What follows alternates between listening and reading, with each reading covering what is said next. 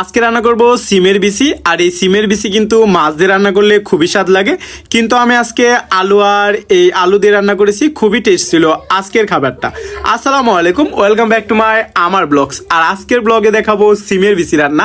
এইটা মূলত ছিল সিমের ভিতরের বিচি। তো এই বিচিগুলো নিয়ে আসছিলাম আজকে রাস্তা থেকে আসার সময়। তো এই বিচিগুলো আন্নায় প্রথমে বাছা শুরু করছিলাম, তারপর দেখি এটি ছিলা যায় না, তারপর আধা ঘন্টা ভিজা রাখছিলাম লবণের খাল দিয়া।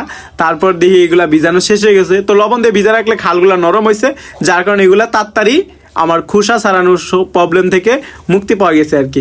তো এগুলো এখন কড়াকড়ি শেষ হয়ে গেছে। তো এগুলো এখন কিছু পেঁয়াজ টেয়াজ কাটে নেবো। পেঁয়াজ টেয়াজ কাটে নিলে মূলত আমার রান্না করার জন্য উপযোগী হয়ে দেবো। তো এখানে পেঁয়াজ কাটে নিলাম, আর সাথে কাটে নেবো একটা টমেটো, কাটে নেবো রসুন, যেহেতু কোনো মাছ টাছ দিব না তার কারণে একটু রসুন দিব, আর সামান্য ধনিয়া পাতা দিলে কিন্তু সেই খাবারের টেস্ট আরও বেশি বেড়ে যায়। তো এগুলো আমার কাটাকাটি শেষ। এবার চুলাপাড়ে চলে যাবো। চুলাপাড়ে একটা কড়াই দিয়ে দিব তেল, আর তেল দেওয়ার পর তেলের মধ্যে দিয়ে দিব রসুন আর পেঁয়াজ। রসুন পেঁয়াজ একসাথে কতক্ষণ ভেজে নেবো।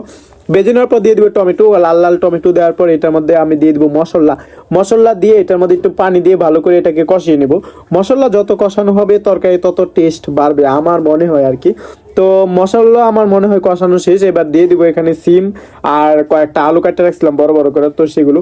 তো আলু আর সিম একসাথে অ্যাডজাস্ট করে এখানে এই মশলার মধ্যে দিয়ে দিব, তাহলে মূলত আমার এটা রান্না হয়ে যাবে। তো মশলার মধ্যে এটা দিয়ে দেওয়ার পর একটু কাঁচা কাঁচা গন্ধ আসছিল, তার কারণে একটু ভালো করে কষায় নিতেছিলাম। আর এটা কষায় নেওয়া তবে একদম শুকনা করে, যাতে একটু পানি না থাকে। তো এরকম করে ভালো করে শুকায় নিতেছিলাম। ভালো করে শুকায় নেওয়া শেষ হয়ে গেলে মূলত এখানে আমি একটু পানি দিয়ে দিব।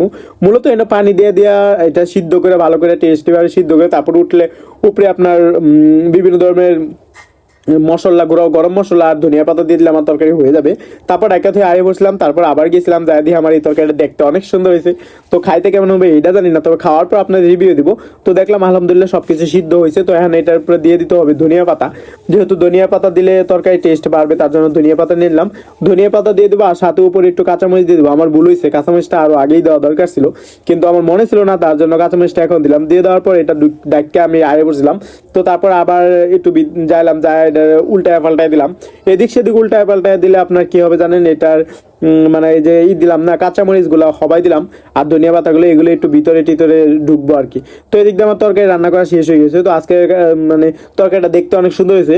আর সবুজ থাকার এই সিমের বিচি সবুজ থাকার কারণ হলো সিমের বিচিগুলারে প্রথমে আমি লবণ দিয়ে একটু পানি দিয়ে ভিজে রাখছিলাম না, তার কারণে। যে কোনো সবুজ সবজি আপনি লবণ দিয়ে ঢাকা দিলে পানি দিয়ে ভিজে রাখলে সেটা সবুজই থাকে, রান্না করার পরে সবুজই থাকে। তো আমার এখন ভাত খাবার পালা, তো দেখি আজকের খাবারটা কেমন টেস্ট হয়। তো আজকে গরম গরম ভাত আর এই আলু আর সাথে সিমের বিচি কিন্তু প্রচুর পরিমাণ পুষ্টি থাকে এই খাবারের প্রতি। তো এখানে এখন মাখিয়ে নেবো, মাখিয়ে বিসমিল্লাহ বলে এক লঙ্কা মুখে দিছিলাম। তো আসলে ভালো ছিল।